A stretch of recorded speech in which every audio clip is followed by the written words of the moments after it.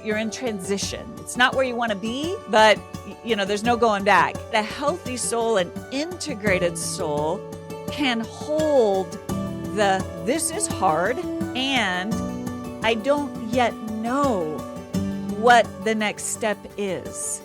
Welcome to the In-Between, a space for anyone navigating from the familiar to the unknown. Whether you're facing a personal, professional, or spiritual disruption, these conversations are here to help guide you through the questions, uncertainties, and opportunities that come with change. Hear from leaders, thinkers, and storytellers who found their way forward, and learn how you can too. No matter where you're starting, you don't have to navigate this alone. Today, I'm sitting down with Dr. Alison Cook, psychologist, author, and host of the top-ranked podcast, The Best of You. She's the author of Boundaries for Your Soul, The Best of You, and I Shouldn't Feel This Way, and her newest book, The Secure Soul, which explores the hidden attachment wounds that can keep us stuck in the path toward deeper security and connection. Allison, thank you so much for being here. I am really grateful to have this conversation. I'm so glad to be here and so excited to have this conversation with you and your audience. Thanks for having me. Yes, absolutely. I've been excited to talk to you.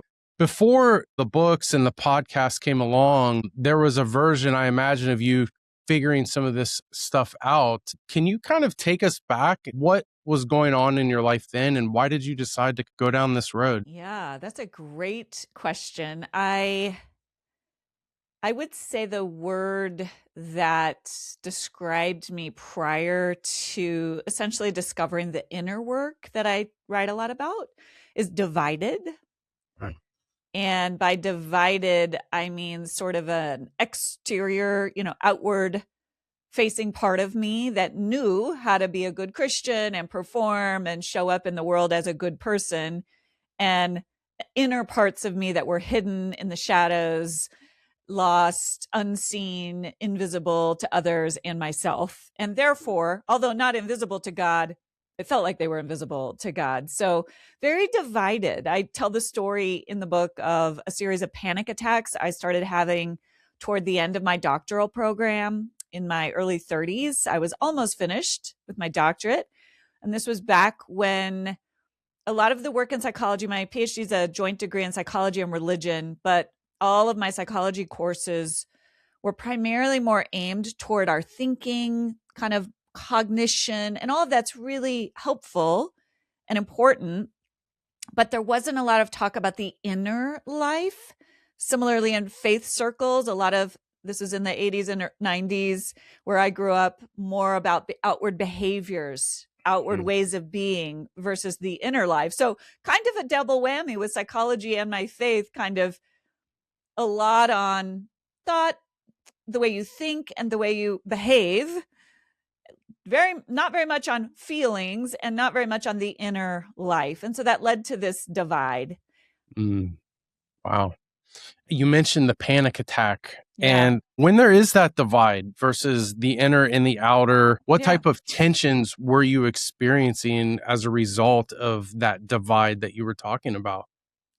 Yeah, and this is part of in the Secure Soul, I'm really tracing with hindsight my own journey. So the benefit of hindsight is wonderful, right? At the time, all I felt was, I would put it this way: prior to the panic attacks, the year leading up to it, loneliness, kind of a chronic loneliness that it didn't matter how many weddings I was in, and I say that because it was sort of the season of all my friends getting married and I had friends, how many achievements, how many A's I got or how many achievements I achieved at school. It didn't matter. There was an emptiness and a loneliness internally. And and I wouldn't have known how to use those words, but that's what I see. And then the panic attacks were the big breaking point. And the book is me kind of trying to put my understanding of what that was about in terms of these inner parts, which we can get into. But what I experienced was loneliness, an ache, a sense of being alone, a sense of being empty. And I guess the metaphor, it's not really a metaphor, it really happened, was that day that the first panic attack came out. I wasn't a super anxious person. I had sort of low-grade anxiety, and I haven't had panic attacks since. And I will say, not everybody, some people who have panic attacks, the therapist, it feels like it's important to say there are different reasons for that. Mm-hmm. In my life, it was very much this divided soul. That was the reason for it. But the day that first one came over me, I was sitting in what I remember is this sunlit apartment, the sunshine streaming through. And I love the sunshine. I'm like a cat. I'll curl up in the sunshine, or with my dogs, they just curl up in the sunshine. It just warms me. And I just remember feeling cold.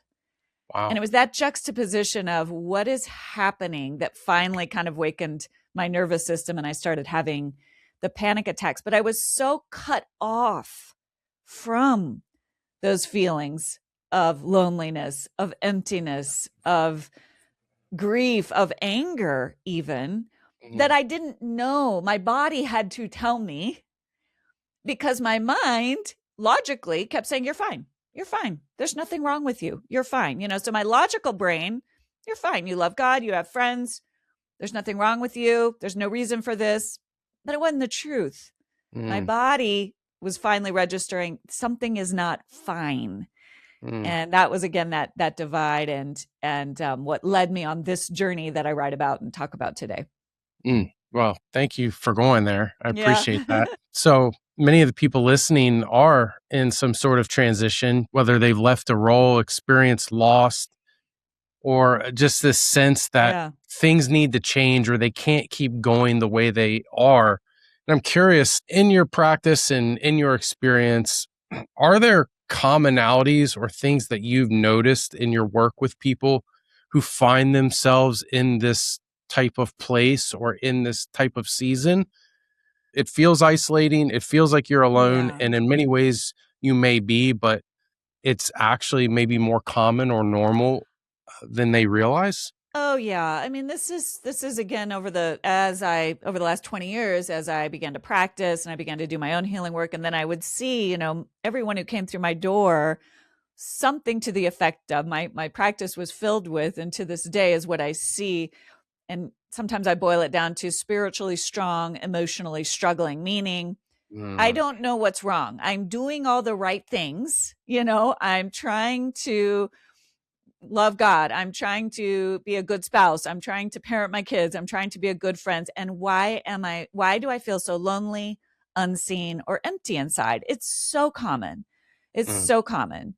It's so common. We are not taught how to tend to our inner lives. We are taught how to tend to our outer lives, right? Which is our relationships. And we are taught how to tend to God, but we are not taught how to let God tend to us. And we are not taught how to tend to our own inner family. Hey friends, I want to pause just for a moment. If you're navigating the complex and emotional process of leaving a mission-driven role, whether that's been ministry, nonprofit work, or any purpose-driven career, you're not just looking for a new job. You're wrestling with things like the personal, professional, and spiritual dynamics that come with all of this. Maybe you're asking things like, who am I outside of this role? What skills do I even have that can translate into the future? Will I ever find work that feels meaningful again? If this is resonating, download Finding Your Way to Flourishing.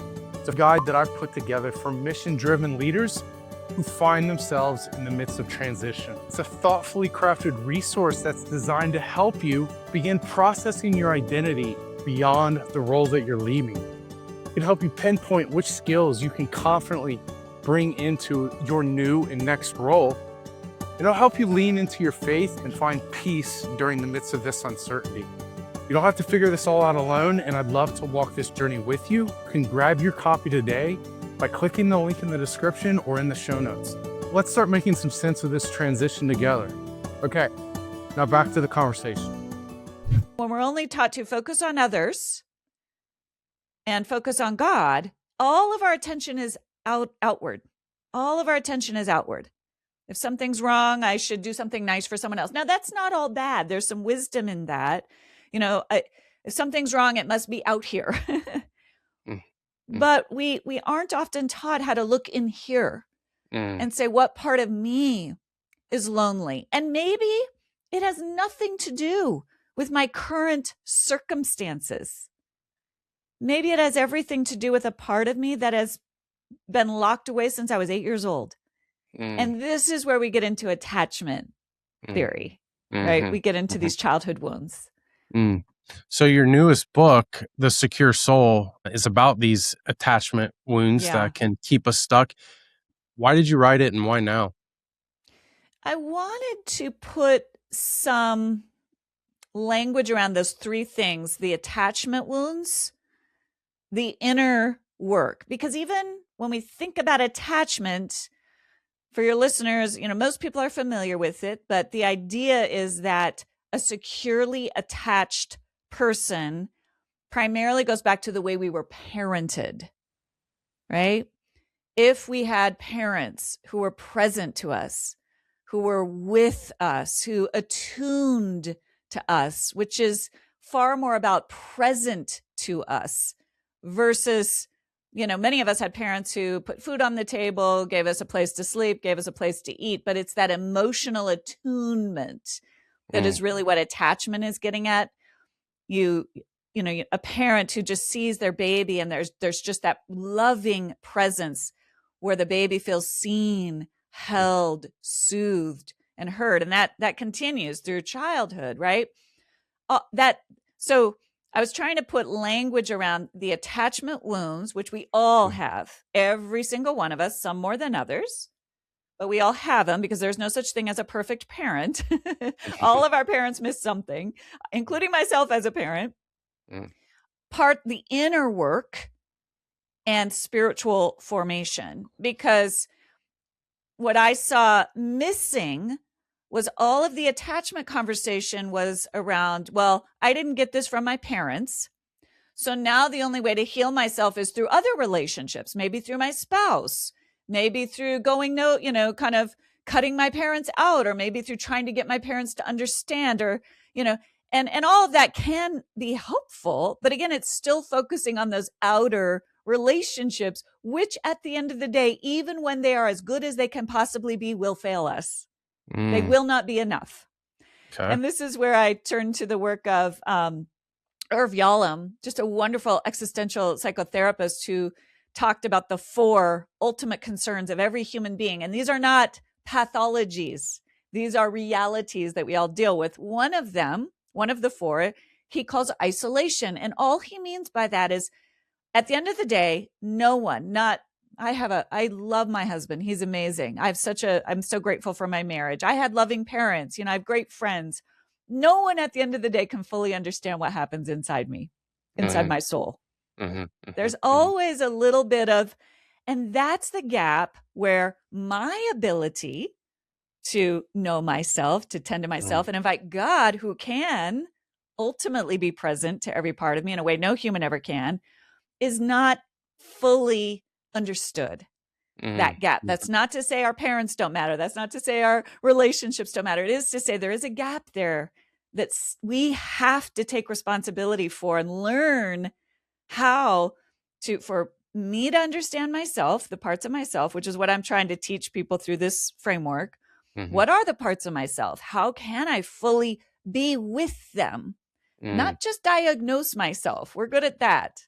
Oh, I have insecure attachment, or I'm this on the Enneagram. No. Be with the parts of myself, be with myself, and invite God to be with me in all those places. That's this core piece of this puzzle that I wanted to write into. Yeah, I've thought about this before. It's so easy as you listen to some of this inner work help or resources or attachment theories or Enneagram types. It's easy to begin recognizing or seeing things in others or in those around you, but often perhaps remain like a bit unaware or unconscious of the parts that are actually pertaining to you. Related to those conversations, how do we even start to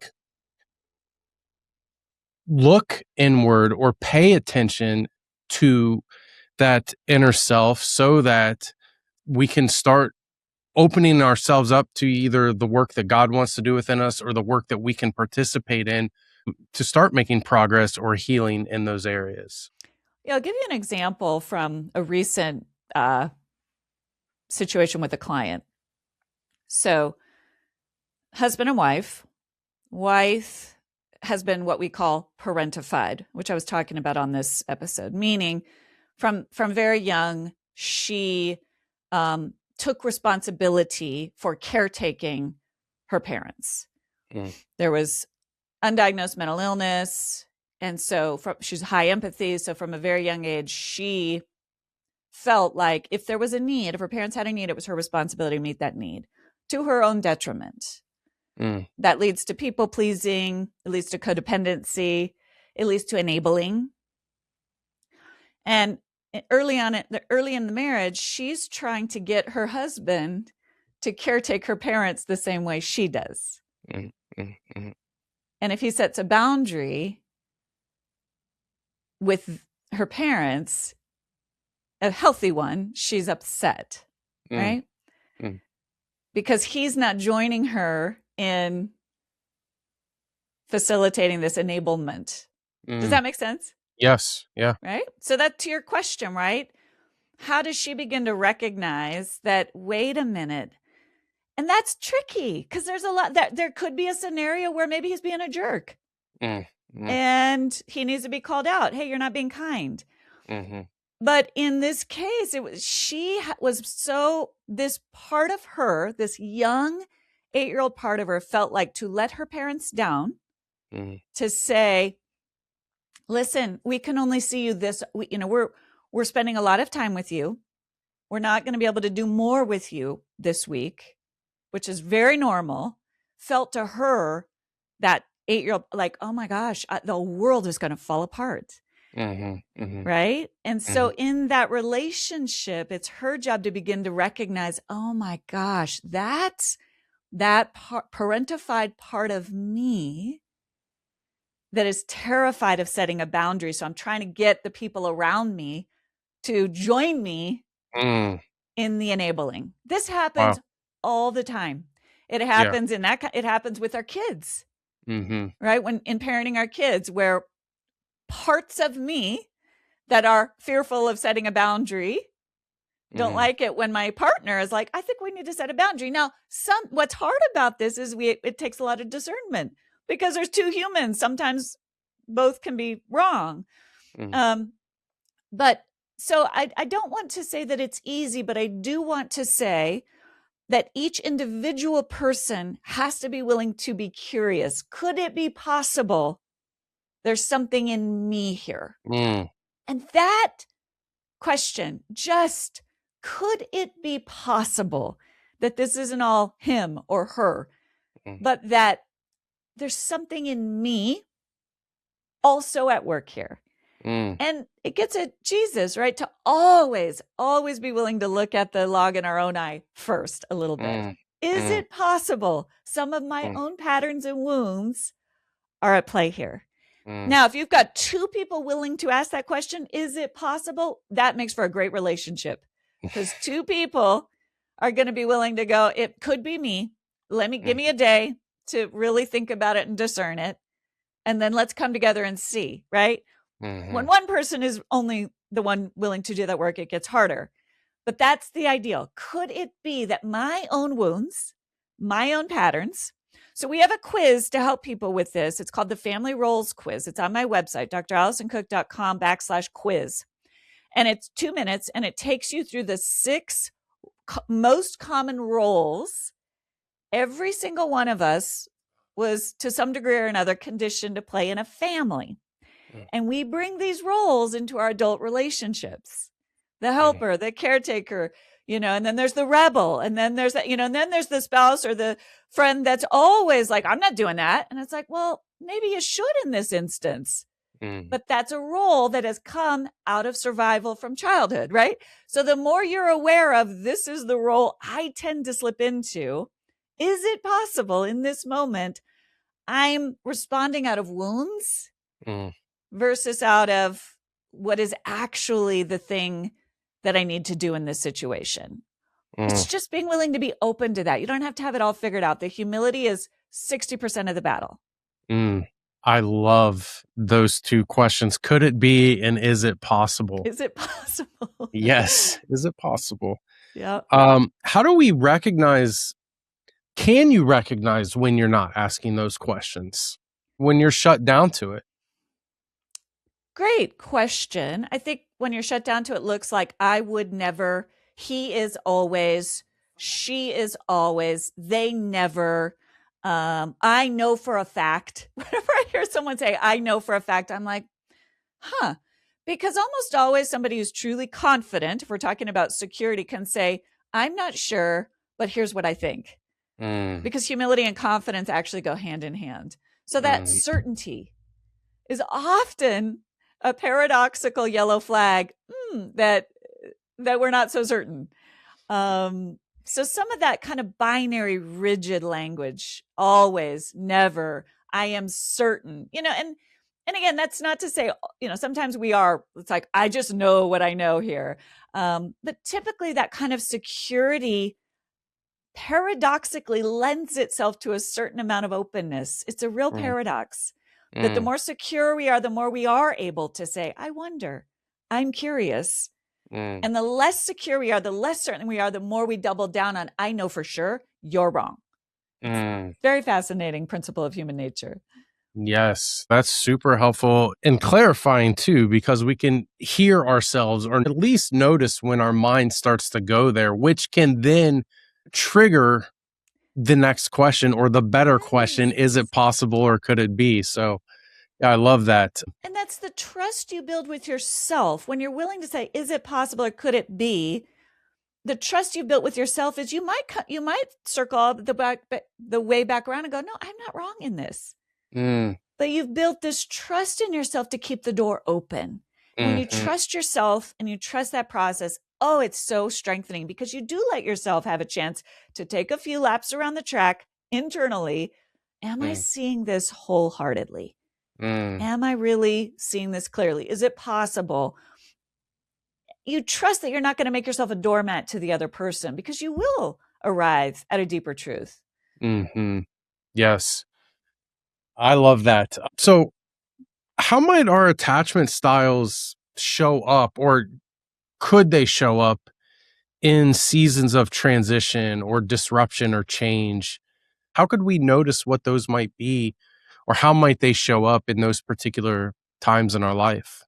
Yeah. So in my framework, and I have a chapter on transitions that I think, I love that you're asking the question because those in-between places, I think, are where so often these coping strategies show up. I call them in my framework that there's a controller part of us. We all have some version of this part of us that especially shows up in transition. And it's kind of the one I was just talking about. The controller part of us is the one that wants certainty.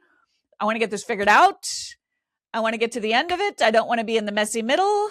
I want to know what I know. They're the ones that want to double down on maybe they over planning or filling up the schedule or analyzing over and over and over to just try to get to the next place. That's the controller part of us. So if you start to notice that over analyzing, overthinking, over functioning, working really, really hard to just get anywhere but here, doubling down on, the other thing you'll see in transition is the controller kind of going into that all or nothing thinking. It's got to be this or that, that binary thinking, just to try to get to a conclusion or the next step. And then the other part that we all have, all of us, that carries the more messy emotions is what I call the shadow part of us.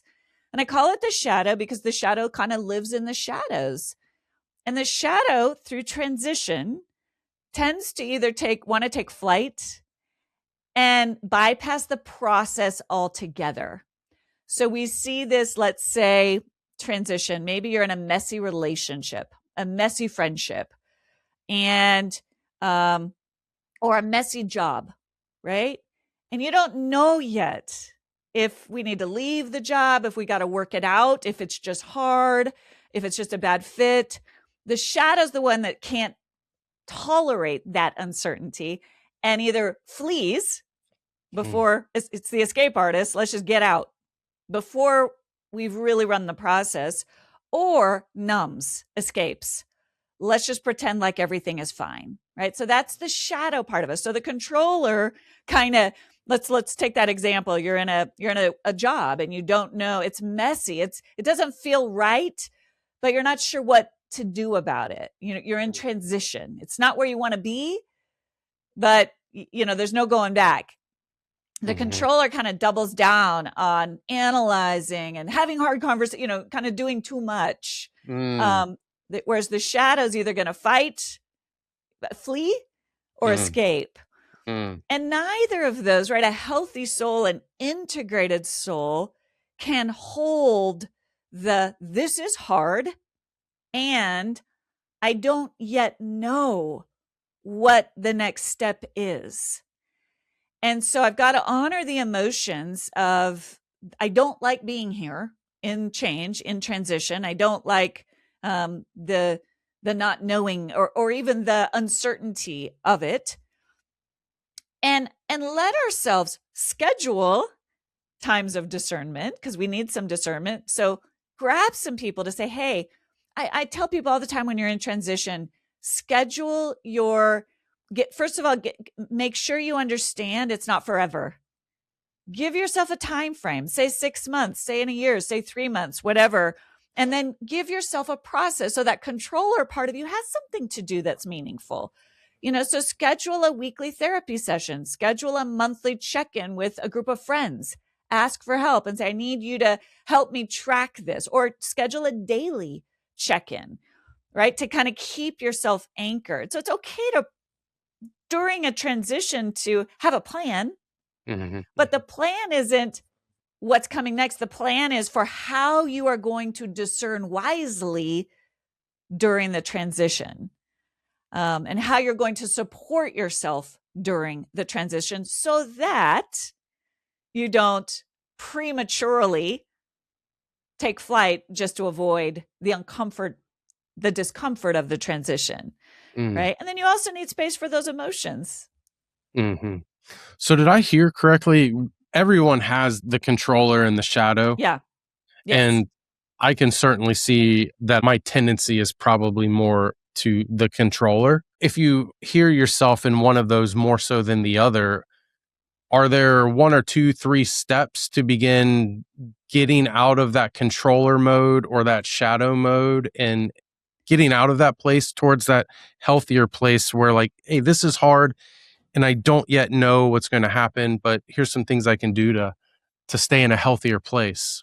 Yeah. So this gets at the whole framework that changed my life, literally, which is, how do I understand how to shepherd my own soul when these things are happening, right? And so I'll kind of give you the model first and then more practical. So the soul, and this is what I lay out in the Secure Soul, our souls are, I use the metaphor of a mountain. They're complex. They're not static. So let's say we tend to say, I'm controlling. Well, a part of me is controlling. It's one part of me. And if I use that metaphor of the mountain, that's the part of me that maybe is running. I kind of think of that is maybe the one, that's always scanning at the peak, vigilant, looking for dangers that are coming, looking for the threats, looking for the weather, making sure the plan, making sure the path is clear, right? We need this part of us. But when we begin to realize it's one part of me, not all of me, because we also all have these more vulnerable parts of us, the parts of us that are tired and need to stop scanning for a little while, even when it's in a scary place, need to make shelter. The parts of us that resent we're in this pickle to begin with. We mostly have we have those parts. We hide them. They're in the caves, down below. But what we are often not taught is that there is that space, there is that wise self inside There is that, for people of faith, Genesis 1:27, the image of God in me. Henry Nouwen calls it the inner voice of love. This is that place inside where I can see, I can observe. If you think about the neurobiology, we, unlike any other animal, have the ability to observe ourselves, which means through that self inside, that true self, that inner place of love, I can see myself. I can see that part of myself that's going into hypervigilant mode, that's going into controller mode. I can become aware of that in my own body. I can say, oh, I'm doing that again. I'm trying to plan my way out of this. So that's the first thing that most people just recognizing that we can do that. That's the recognize. I can observe, oh my gosh, this is another way we observe the shadow. I notice that every single night I'm now drinking 4 glasses of wine and I can't stop myself. Oh my gosh, I'm noticing this.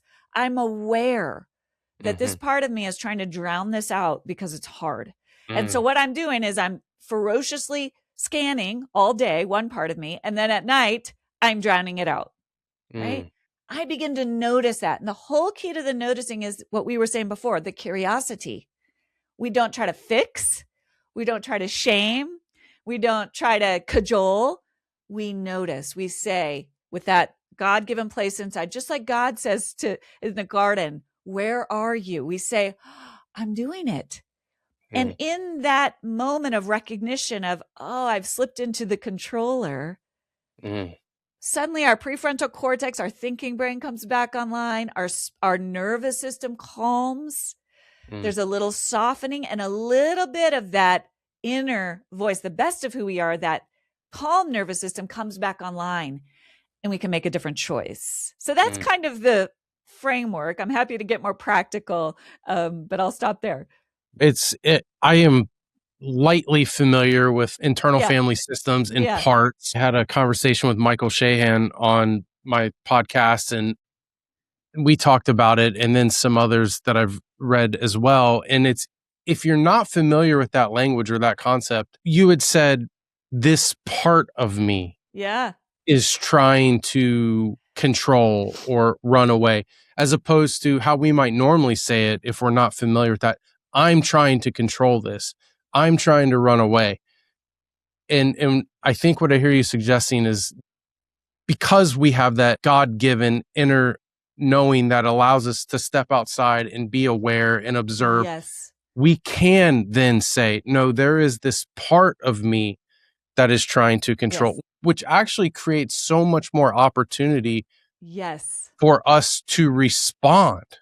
Exactly. And I just think that is so powerful, because if you were listening to that and haven't quite thought of it in that concept, it's actually tremendously empowering. Yes.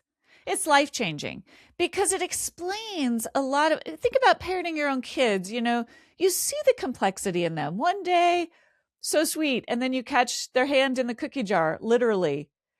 And it's the same kid, and it's like we have we're complex, and psychology has supported this for years. We have different parts of us, it goes all the way back to Freud, kind of talking about the ego and the superego, and then the id, the pleasure-seeking part of us and the moral-seeking part of us, and how we bring these together. But it goes back to Paul saying, I do the thing I do not want to do, right? David saying, I have weaned my soul like a child within me. We can step back from ourselves and see ourselves. And it really is, in therapy, when you can begin to recognize and differentiate from, I'm anxious versus a part of me is so anxious. Just that little bit of distance is that reminder of it's not all of who I am. And it never is all of who I am. If I'm going to work every day saying, I'm so depressed I can't get out of bed. Well, I have gotten to work. Some part of me has gotten me to work. Another part of me feels like I can't get out of bed. And so there's always that little bit of, like you said, it opens up that spaciousness. And it really is, to me, it's the wonder of God's design. If we think about a family, kind of like an orchestra where a parent is the conductor, trying to bring these different parts of the family into some sort of melody. So it's not just a total cacophony where each part of the family has a beautiful, distinct voice. It's the same with our inner lives. There's the part of me that doesn't want to be controlling. Well, right there, that shows the inner complexity.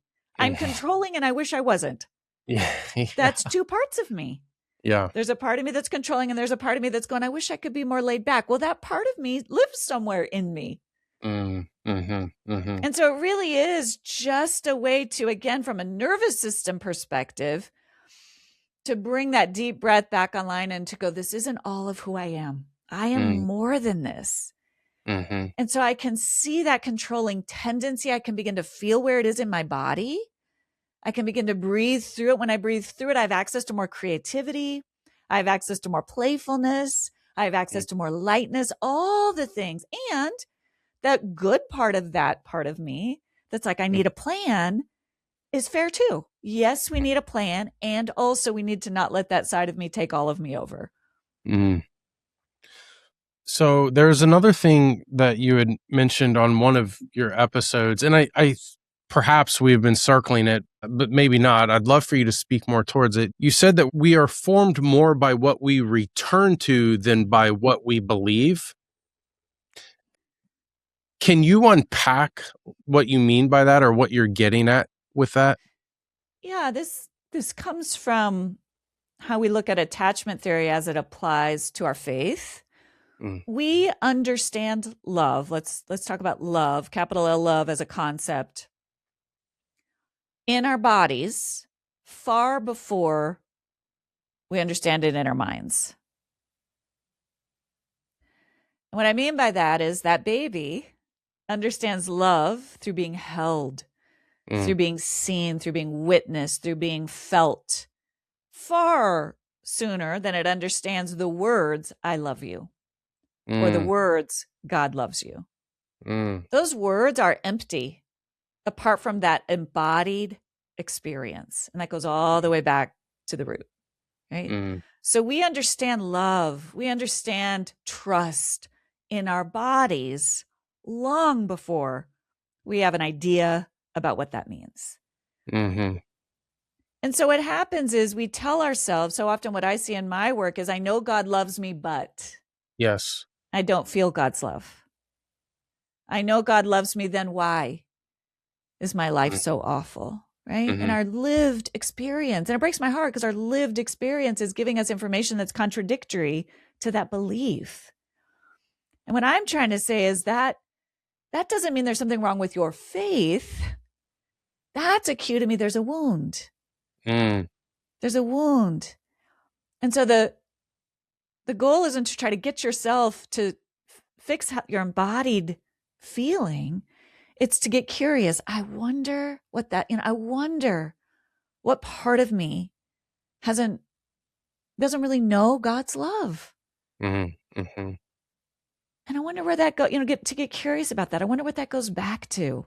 And I tell a story. The first line of the book is a part of me doesn't like God very much. And I tell a story about, instead of trying to tell myself, well, that's dumb, of course you like God, just wondering, where does that come from?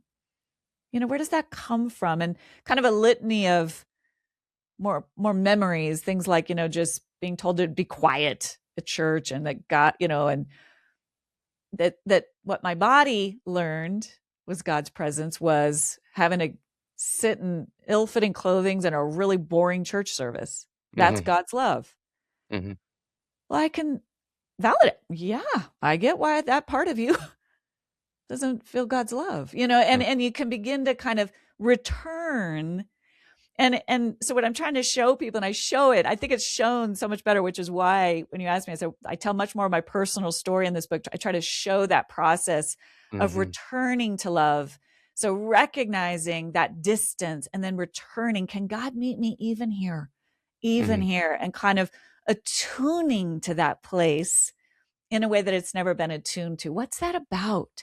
Tell me about that. I want to learn more about that. Not trying to fix, control, or shame, but returning to loving presence, even right there. I imagine there's all sorts of beliefs that could prevent us from feeling or believing that it's okay to explore or to try to return to that place? Are there specific perspectives or beliefs that you've noticed that can be preventative to us even being open to like exploring that possibility or trying to return to that place? Mm-hmm. Yeah, I think especially in American versions, I think it's different, but in American versions of evangelicalism, especially maybe in the last 150 years, there is a sort of that we don't see in the mystics and the saints. So that's why I'm localizing it, where they weren't afraid of some of those shadowy emotions. Mm-hmm. But we definitely try to quickly get any negative emotions away, pray it away. Mm-hmm. We also don't see it in Jesus. We don't see Jesus afraid of his anger. We don't see Jesus bypassing deep anguish. We don't see Jesus pretending like he feels close to God when he feels abandoned by God. We don't see it in the Psalms. We don't see the psalmists not talking about really honest, feeling really distant from God, feeling like God's abandoned them, not because it's true, but because they're crying out honestly and exploring that in the presence of God. So what I want to say is that's why I'm localizing it. Something in our modern church wants to bypass a lot of those emotions. And so I think many of us, whether we were taught that or not, it's messages that we get. Emotions are inferior to facts. You can't trust yourself, which again kind of tells us, well, it's not that you're trying to trust that all in for once and forever, but to notice is part of learning to build trust with self. So those are some of the messages, just deny those. Those are that, instead of bringing anything we're feeling into the presence of God, that's the essence of relationship.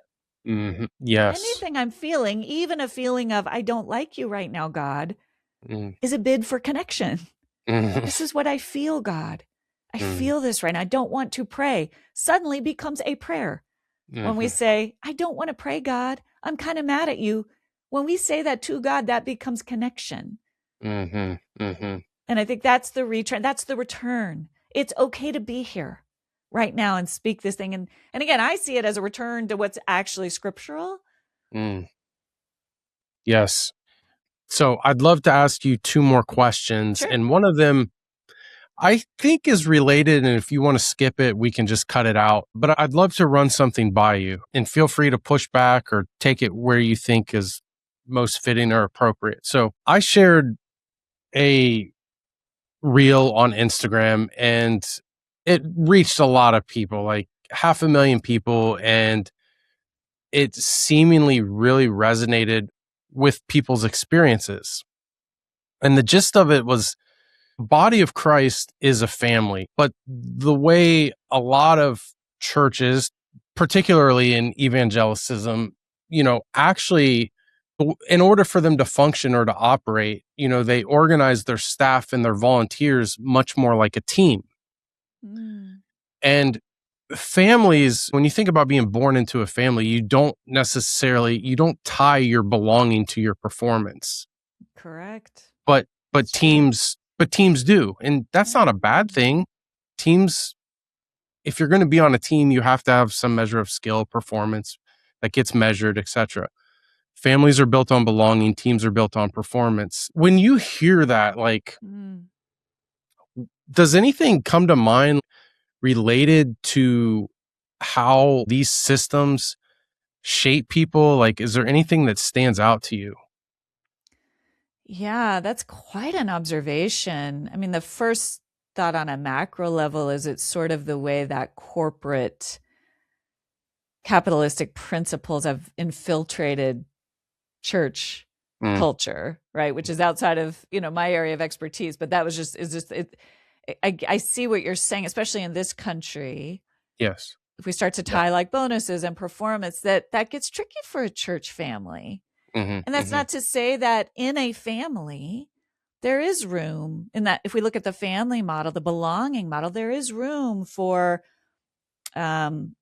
how would we put it in a family model? If a child isn't coming to the table and doing their fair share, there's room for that conversation. There's room for conflict. There's room for, it doesn't mean we don't have standards. It doesn't mean there isn't, belonging doesn't mean that there's no, it does, there's no sense of, we need to make sure that everybody is, like if we use the orchestra metaphor, everybody's doing their part, and that everybody's kind of bought into the overall vision of the family. So I want to say that it doesn't mean we can't have standards, but I see what you're saying, that if it bleeds out into a sort of transactional, a sort of corporate performance based, that could be, that gets really dicey for people.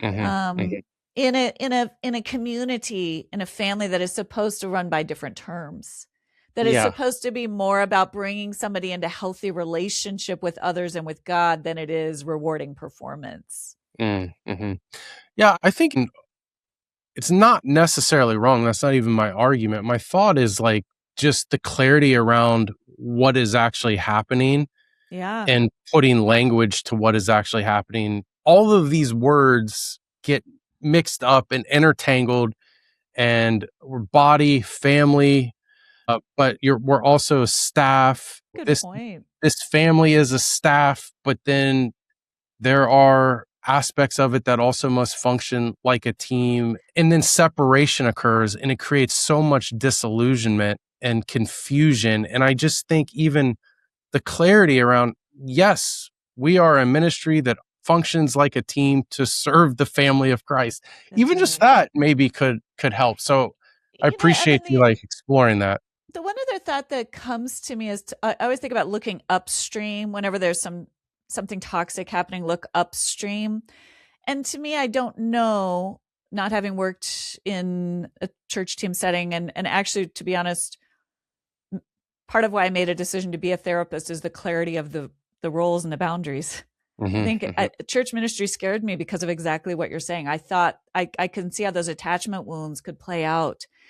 But clarifying the goal of a church, and if the goal of a church is productivity and numbers and growth, that's going to ripple into how we treat the members of the family.